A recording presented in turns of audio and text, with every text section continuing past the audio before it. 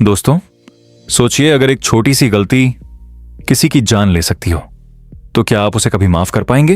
क्योंकि पति ब्रह्मचारी में आने वाला है ऐसा खतरनाक ट्विस्ट जो रिश्तों को तोड़ भी सकता है और सच्चाई को उजागर भी। कहानी शुरू होती है काव्या से, जिसकी जान इस वक्त खतरे में है। और सवाल यह है, क्या आरव अपनी हिम्मत से उसे बचा पाएगा या फिर सब कुछ खत्म हो जाएगा? दरअसल ईशा एक बहुत बड़ा कदम उठाती है। वो आरव की ड्रिंक की सारी बोतलों को एक ऐसे लिक्विड से भर देती है जिसका स्वाद तो शराब जैसा है, लेकिन असर बेहद खतरनाक। यह लिक्विड इंसान के दिमाग पर कंट्रोल छीन लेता है, उसे गुस्सैल और मानसिक रूप से अस्थिर बना देता है। अब दूसरी तरफ आरव जब आकाश के घर वापस आता है तो उसके अंदर पछतावे का तूफान चल रहा होता है। वो तय कर चुका होता है कि अब वो काव्या को और दुख नहीं देगा। वो अपना सामान पैक करने लगता है ताकि वापस जाकर माफी मांग सके, लेकिन तभी एंट्री होती है आकाश की। आकाश उसे रोकता है और साफ कहता है, मैं तुम्हें यहां से जाने नहीं दूंगा।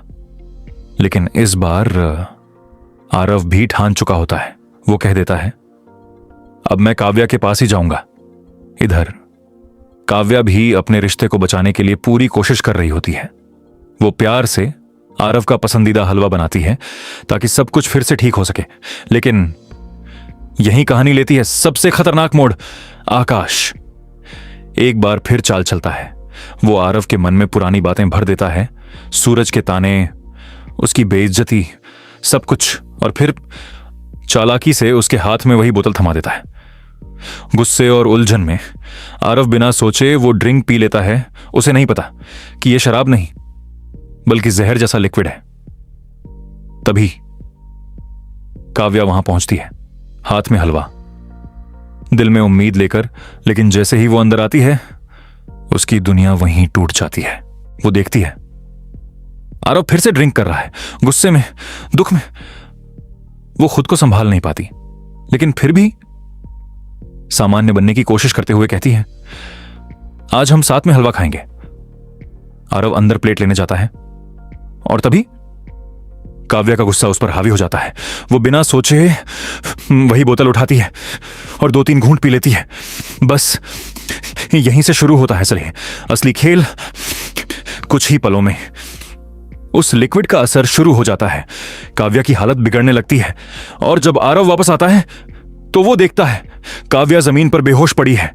ये देखकर उसके होश उड़ जाते हैं। वो तुरंत उसे गोद में उठाकर अस्पताल भागता है। रास्ते में आकाश को फोन करता है, लेकिन आकाश कॉल काट देता है क्योंकि इस पूरी साजिश के पीछे वही होता है। मजबूर होकर आरव ईशा और सूरज को फोन करता है और दोनों तुरंत अस्पताल पहुंचते हैं। लेकिन यहां भी एक बड़ा झटका इंतजार कर रहा होता है।